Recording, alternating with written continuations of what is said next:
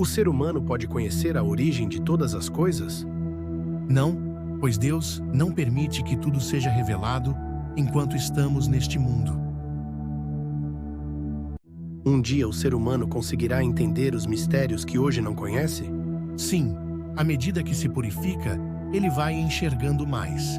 Mas, para entender certas coisas, precisa de capacidades que ainda não tem. Através da ciência, o ser humano pode descobrir alguns segredos da natureza? Sim, a ciência foi dada para o progresso em todos os aspectos, mas há limites que Deus estabeleceu e que o homem não pode ultrapassar. Quanto mais descobre, mais deve admirar a grandeza e a sabedoria do Criador. No entanto, por orgulho ou ignorância, muitas vezes ele se ilude, criando teorias sobre teorias. Com o tempo, percebe quantos erros acreditou serem verdades e quantas verdades rejeitou como erros, o que acaba sendo uma lição para seu orgulho. Além da ciência, o ser humano pode receber revelações sobre coisas que estão além dos seus sentidos? Sim, se Deus achar conveniente, Ele pode revelar o que a ciência não consegue explicar. Através dessas revelações, o homem pode conhecer, dentro de certos limites, aspectos do seu passado e do seu futuro. A matéria sempre existiu, assim como Deus, ou foi criada por Ele em algum momento? Só Deus sabe, mas a razão nos diz que Deus, sendo a perfeição do amor e da criação, nunca esteve inativo. Por mais que tentemos imaginar o início de sua obra, podemos realmente pensar que ele ficou parado, sem agir, em algum momento. A matéria é sempre algo que tem extensão, pode ser percebido pelos sentidos e é impenetrável? Essas definições estão corretas?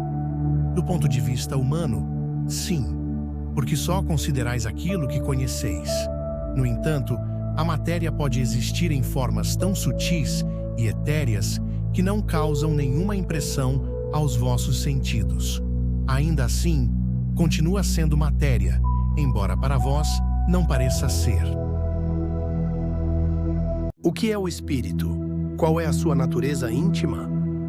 O espírito é o princípio inteligente do universo. Sua natureza não pode ser facilmente explicada na linguagem humana. Para vós, parece nada, porque não é palpável, mas para nós é algo real.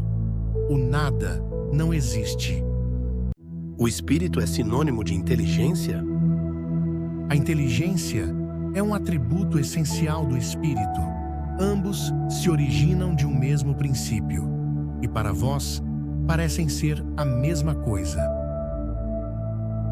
O espírito depende da matéria ou é apenas uma propriedade dela, como as cores da luz ou o som do ar? O espírito e a matéria são distintos, mas a união entre eles é necessária para que a matéria adquira inteligência. Essa união é necessária também para que o espírito se manifeste? Para vós, sim, pois vossos sentidos não são capazes de perceber o espírito sem a matéria. É possível conceber o espírito sem a matéria e a matéria sem o espírito? Sim, sem dúvida, pelo pensamento. O universo é composto por dois elementos gerais, matéria e espírito? Sim, mas acima de tudo está Deus, o Criador. Deus, espírito e matéria formam a base de tudo. Além disso, há o fluido universal, que serve de intermediário entre o espírito e a matéria densa. Esse fluido, embora se aproxime da matéria, tem propriedades especiais e é essencial para a interação entre espírito e matéria. Esse fluido universal seria o que chamamos de eletricidade? O fluido universal pode assumir diversas formas. O que chamais de fluido elétrico ou magnético são apenas variações dele, pois trata-se de uma matéria mais sutil e aperfeiçoada. O espírito e a matéria têm a mesma origem ou são completamente distintos? A origem e a conexão entre espírito e matéria ainda são desconhecidas para nós. O que sabemos é que eles se apresentam como dois princípios distintos no universo, cada um com suas características próprias. A matéria é inerte, sem inteligência própria, enquanto o espírito é o princípio inteligente do universo. Apesar de sua aparente separação, existe um elemento intermediário, o fluido universal, que permite a interação entre espírito e matéria. Esse fluido é uma forma mais sutil de matéria e desempenha um papel fundamental na organização e transformação do universo. Toda matéria possui peso ou existem formas de matéria imponderáveis? A matéria, como a entendemos normalmente, tem peso. Mas a matéria em seu estado mais sutil, como o fluido universal, é imponderável. Mesmo assim, esse fluido é a base da matéria densa e perceptível. O peso é uma propriedade relativa, pois depende da atração gravitacional de um corpo celeste. Fora da influência gravitacional dos planetas e estrelas, não há peso, assim como não há alto ou baixo no espaço. Isso mostra que a matéria pode existir em diferentes estados, nem sempre sujeitos às leis físicas que conhecemos.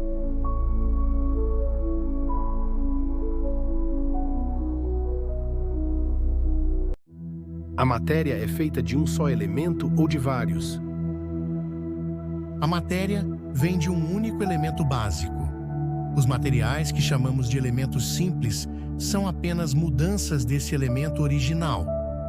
É como se tudo no universo fosse feito com a mesma massa de modelar, só que moldada de diferentes formas. Mesmo parecendo coisas diferentes, tudo tem a mesma origem.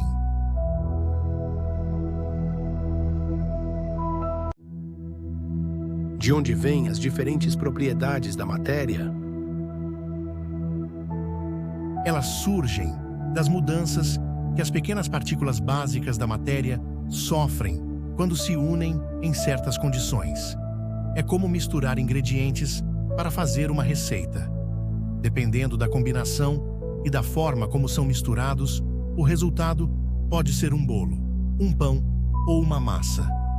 Da mesma forma, as partículas se combinam e criam materiais com propriedades diferentes.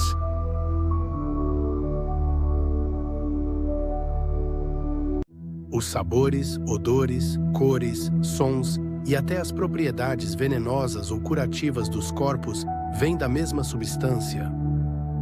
Sim, tudo isso são apenas modificações de uma única substância primitiva.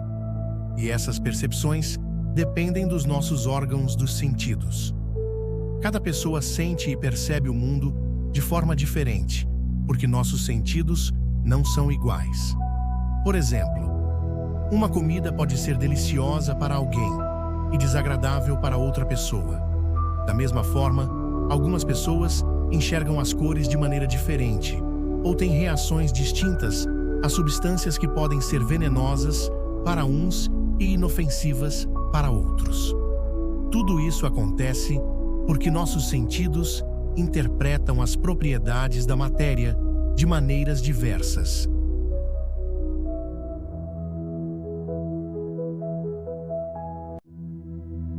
A mesma matéria elementar pode se transformar e adquirir diferentes propriedades? Sim, e é isso que significa a expressão "tudo está em tudo". A matéria elementar é como uma base universal. Dependendo das combinações e condições a que é submetida, ela pode se transformar e apresentar diferentes características. Por exemplo, um mesmo elemento pode formar substâncias sólidas, líquidas ou gasosas, dependendo da temperatura e pressão. Essa capacidade de mudança explica como tudo no universo pode ter origens semelhantes, mesmo parecendo tão diferente. Essa teoria não reforça a ideia de que a matéria possui apenas duas propriedades fundamentais, força e movimento, e que todas as outras características são apenas efeitos secundários? Sim, essa opinião está correta. Porém, é preciso acrescentar que as propriedades também dependem da disposição das moléculas, como acontece quando um corpo opaco se torna transparente, e vice-versa.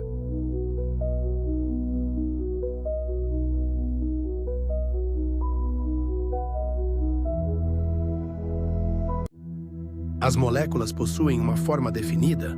Sim, as moléculas possuem uma forma, mas ela não pode ser percebida pelos nossos sentidos. Essa forma é sempre a mesma ou pode mudar?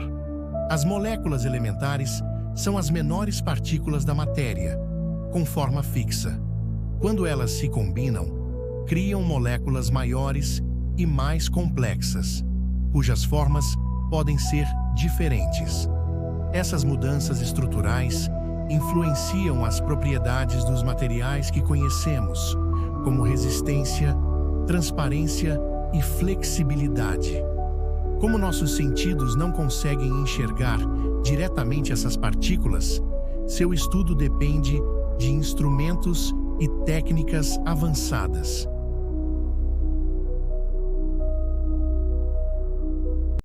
O espaço universal tem fim ou continua para sempre? O espaço universal é infinito. Se tentarmos imaginar um limite para ele, a própria razão nos leva a questionar o que existiria além desse limite. Por isso, não faz sentido pensar em um fim para o espaço. A ideia de infinito pode parecer difícil de entender, porque nossa experiência cotidiana é baseada em coisas finitas e limitadas. No entanto, quando pensamos logicamente, percebemos que qualquer conceito de limite implicaria a existência de algo além desse limite, o que contradiz a noção de um verdadeiro fim. Assim, o espaço universal é considerado infinito, mesmo que nossa mente tenha dificuldade em compreendê-lo totalmente. Existe algum lugar no espaço universal completamente vazio, sem nada? Não. O vácuo absoluto não existe. Mesmo onde parece não haver nada, há matéria invisível e imperceptível aos nossos sentidos e instrumentos. O que muitas vezes chamamos de vazio, na verdade, contém partículas extremamente sutis e formas de energia que não conseguimos detectar diretamente. Exemplos disso incluem os gases rarefeitos no espaço interestelar e o chamado fluido universal, uma matéria primordial que permeia tudo. Portanto, mesmo no espaço aparentemente vazio, sempre há algo presente.